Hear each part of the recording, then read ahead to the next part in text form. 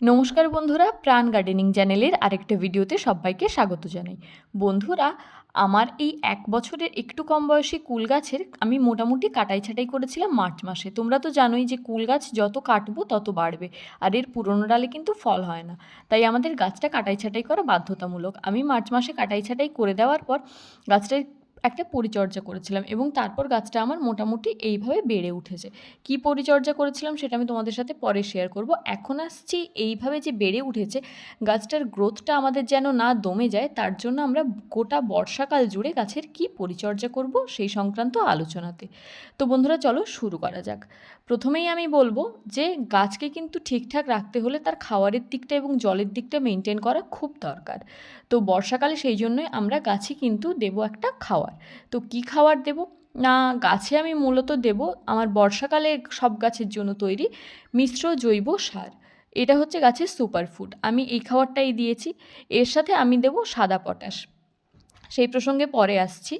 মোটামুটি খাওয়ার কতটা পরিমাণ দেব, এটা যেহেতু আমার এই জলের ড্রামে আছে, আমি হাতের 3 মুঠো মতো দেব, অর্থাৎ 100 থেকে 150 গ্রাম মতো দেব। যেহেতু জৈব সার, একটু আধটু কম বেশি হলে কোনো ক্ষতি নেই।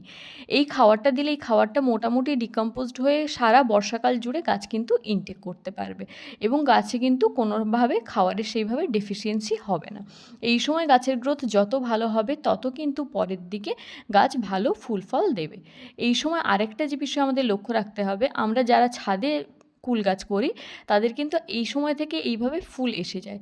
এই সময় কিন্তু যত ফুল এসে যাবে সেগুলো কিন্তু আমাদের এইভাবে হাত দিয়ে ভেঙে দিতে হবে। কেন না, এই সময় যদি আমরা ফল নিয়ে নিই তাহলে কিন্তু গাছের অনেকটা এনার্জি ফলের পেছনে চলে যাবে। যেহেতু অফ সিজনের ফল, তাই সেইভাবে টেস্ট হবে না এবং আমরা কিন্তু সিজনে অর্থাৎ শীতকালে খুব একটা ভালো ফল পাবো না। তাই আমাদের এই সময় গাছে যত কুঁড়ি আসবে সেগুলো কিন্তু ভেঙে দিতে হবে। এই সময় গাছে বৃষ্টি এবং রোদের জন্য ফাঙ্গাসের অ্যাটাক হয়, অনেক সময় গাছ ঝিমিয়ে পড়ে, গাছের পাতা হলুদ হয়ে যায়। সেই জন্য আমাদের কিন্তু সপ্তাহে মোটামুটি 1 দিন করে একবার কন্ট্যাক্ট ফাঙ্গিসাইড, একবার সিস্টেমিক ফাঙ্গিসাইড 1 লিটার জলে 2 গ্রাম করে গুলে গোটা গাছে ভালো করে স্প্রে করতে হবে। সেটা কেউ ইউজ করতে পারো সাফ, ব্লাইটক্স, বা তোমাদের কাছে যদি অন্য কোনো ব্র্যান্ড থাকে তোমরা তাও ইউজ করতে পারো। অনেকে আমি দেখেছি যে অ্যামনিস্টার টপ এবং ব্যাভিস্টিন অল্টার করে ইউজ করে, তাতেও হবে। তো ফাঙ্গিসাইড কিন্তু ব্যবহার করা মাস্ট। আর তোমাদের বলেছিলাম যে পটাশ দিইনি, তাই আমি এক্ষেত্রে দিয়েছি সাদা পটাশ। টবের গাছের ক্ষেত্রে যদি সেটা ফল গাছ হয় তাহলে কিন্তু আমি লাল পটাশের থেকে সাদা পটাশ দেওয়াটা বেশি প্রেফার করি।